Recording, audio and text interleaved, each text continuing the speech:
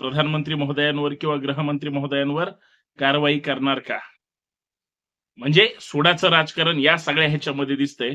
पण जय भवानी जर अस्मिता असेल, जय शिवराय जर अस्मिता असेल, धर्म पण काढून घ्यायचा, जय भवानी पण काढून घ्यायचं आणि मग अजून ओरडून सांगायचं, बघा हे कसे धर्माच्या लांब गेले. ग्रीन कार्ड दिलंय का मोदी साहेबांना किंवा नड्डा साहेबांना किंवा शाह साहेबांना किंवा भाजपवाल्यांना? तुम्ही काहीही बोला. हा द्वेष कोणाबद्दल आहे? महाराष्ट्राच्या सामाजिक अस्मितेबद्दल. शिवसेना असेल किंवा अन्य कोणतेही पक्ष असतील, जय भवानी जय शिवराय नावानी घोषणा देऊन त्यांच्या कामाचा प्रारंभ करतात. संभाजी ब्रिगेड असेल किंवा इतर मावळे असतील, जय जिजाऊ जय शिवराय म्हणून घोषणा देतात. आज तुम्ही यांना बंदी केली. मध्ये धर्माचं नाव वापरा, अजून लोकांना काही आश्वासनं द्या. निवडणूक आयोगाने सांगितलंय शिवसेनेला, उद्धव ठाकरेंना जय भवानी म्हणायचं नाही. प्रचारात जर तुम्ही जय भवानी जय शिवाजीच्या घोषणा दिल्या तर हा कोड ऑफ कंडक्ट होईल आणि तुमच्यावर कायदेशीर कारवाई होईल. कारण तुम्ही कुठल्याही धर्माचं किंवा धर्माला अभिप्रेत असणाऱ्या कुठल्याही देवदेवतांचं नाव प्रचारामध्ये घ्यायचं नाही, त्या नावावर मतं मागायची नाहीत, काहीच प्रॉब्लेम नाही.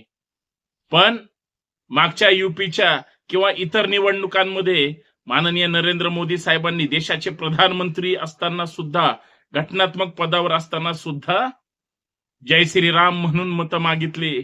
तुम्ही जर आम्हाला मतदान केलं तर तुम्हाला थेट रामलल्लाचं दर्शन मिळेल, असं भाजपवाल्यांनी त्या ठिकाणी जाहीर भाषणात सांगितलं होतं. एवढंच काय, जय श्रीराम म्हणा आणि बटन दाबा.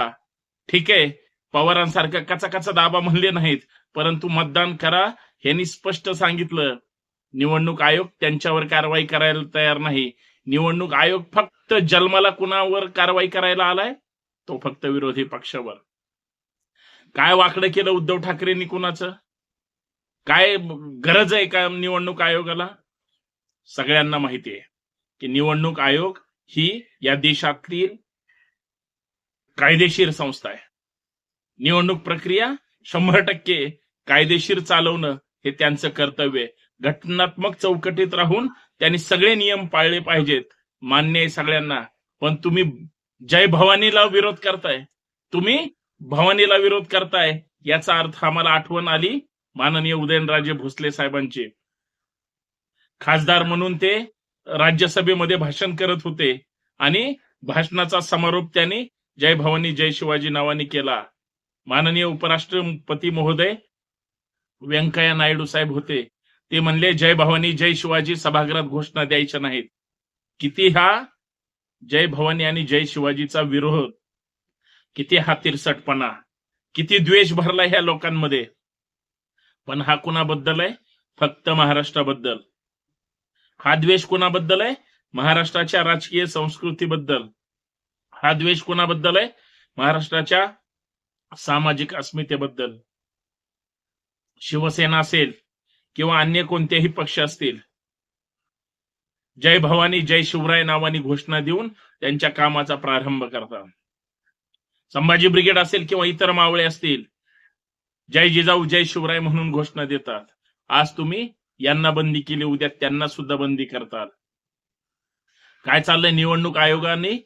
म्हणजे काय ग्रीन कार्ड दिलंय का मोदी साहेबांना किंवा नड्डा साहेबांना किंवा शाह साहेबांना किंवा भाजपवाल्यांना?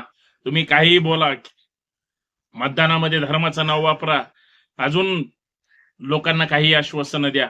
तुमचा कायदा किंवा कायदा तुमच्या बरोबर आहे. आणि दुसऱ्या बाजूला विरोधकांनी साधं गाण्यामध्ये बॅकग्राऊंडला फक्त जय भवानी जय शिवाजी नाव टाकलंय, तर जळफळाट झालाय आयोगाचा. मित्रांनो, याच विषयावर चर्चा करायची. सर्वांना सप्रेम जय जिजाऊ, जय महाराष्ट्र, जय शिवराय, जय भीम. मी संतोष शिंदे आपल्या सर्वांचं या सामाजिक विचारपीठावर मनपूर्वक स्वागत करतो. विनंती एवढीच आहे, व्हिडिओ शेवटपर्यंत पहा, जास्तीत जास्त शेअर करा आणि सबस्क्राईब करायला विसरू नका. बेल आयकॉन प्रेस करा. शिवसेनेनी एक त्यांचं शिवसेनेचं नवीन चिन्ह त्यांना मिळालं, मग त्यांनी पक्षाचं थीम सॉन्ग काढलं. घराघरात गाणं पोहोचलं पाहिजे, पक्ष पोहोचला पाहिजे, चिन्ह पोहोचलं पाहिजे आणि पक्षाची जी काही भूमिका आहे तालासुराच्या रूपाने प्रत्येक माणसाच्या हृदयात गेली पाहिजे. ही माननीय उद्धव ठाकरे साहेबांची निस्वार्थी भूमिका. त्यांनी 4-5 दिवसापूर्वीच शिवसेनेचं नवीन मशाल चिन्ह सुद्धा लॉन्च केलं. थोडीफार गडबड होती म्हणून त्यांनी दुरुस्त करून ते जनतेसमोर आणलं. पत्रकार परिषदेमध्ये जाहीर केलं आणि त्याचबरोबर त्यांनी एक नवीन टायटल सॉन्ग जे शिवसेनेची थीम सांगण्याचं काम करतं त्याच्यामध्ये बॅकग्राऊंडला त्या गाण्याच्या कोरसमध्ये जय भवानी जय शिवाजी चा घोष होतो, जय घोष केला जातो. निवडणूक आयोगाने त्याच्यावर आक्षेप घेतला. त्याच गाण्यामध्ये हिंदू या शब्दाचा सुद्धा त्या ठिकाणी उल्लेख केलाय. त्याच्यावर पण निवडणूक आयोगाने आक्षेप घेतला. म्हणजे हिंदू पण नकोय आणि जय भवानी पण नकोय. म्हणजे हेच भाजपवाले काहीही भूलतापांना बळी पाडणार, काही आश्वासनं देणार, बटन दाबलं की डायरेक्ट अयोध्येला रामलल्लाचं दर्शन देणार म्हणून जाहीर सभेमध्ये टाकणार. त्यांना निवडणूक आयोग काहीच बोलणार नाही, काही करणार नाही. आणि आता त्यांनी त्यांच्या थीम सॉन्ग मध्ये हिंदू असेल किंवा अजून जय भवानी जय शिवराय शब्द असेल तर ते वगळण्याची जर निवडणूक आयोग लेखी पत्र देत असेल, आता हिंदू धर्माच्या विरोधात किंवा हिंदू धर्म कोण सोडतंय याचं जरा आत्मपरीक्षण केलं पाहिजे. आणि हे सगळं का केलं जातंय हे जर तुम्ही बारकाईने पडद्यामागून विचार केला, बुद्धिवादी लोकांना हे कळत असेल. त्याच्यामध्ये स्पष्ट असं आहे की बरोबर शिवसेनेला कोंडीत पकडायचं, त्यांच्याकडून धर्म पण काढून घ्यायचा, जय भवानी पण काढून घ्यायचं आणि मग अजून ओरडून सांगायचं बघा हे कसे धर्माच्या लांब गेले, हे कसे धर्मनिरपेक्ष झाले. धर्मनिरपेक्ष शिवसेना काल पण होती, आज पण असेल आणि उद्या पण असेल.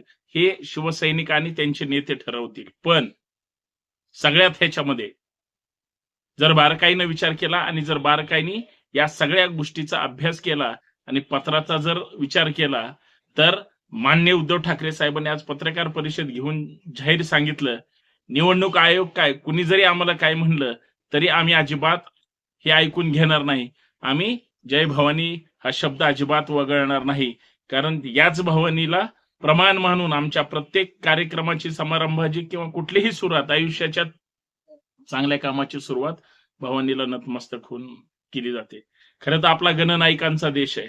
महान स्त्रियत्वाचा आदर करणाऱ्या आणि स्त्री स्वातंत्र्याचा गौरव करणाऱ्या, त्यांच्या कर्तृत्वाचा गौरव करणारी आपली संस्कृती आहे. पण याच राज्यामध्ये, आपल्याच देशामध्ये जाणीवपूर्वक स्त्रियांना नेहमी दुय्यम स्थान दिलं गेलं आणि आता तर तेच नाव वगळायला सांगणं म्हणजे सुद्धा स्त्री विरोधी निवडणूक आयोगाची भूमिका असू शकते. याबद्दल माझ्या मनात काडीची ही शंका नाही. पण उद्धव ठाकरे साहेब सहन करतील, मान्य करतील. ते ठाकरे कसले ठणकावून सांगितलं निवडणूक आयोगाला, तुम्ही आमच्यावर कायदेशीर कारवाई करा, काय करायचं ते करा, फक्त आम्हाला तुम्ही ज्या गोष्टीसाठी कारवाई करताय, मग ह्या व्हिडिओ प्रसिद्ध झाल्या, मग त्यांच्यावर सुद्धा प्रधानमंत्री महोदयांवर किंवा गृहमंत्री महोदयांवर कारवाई करणार का?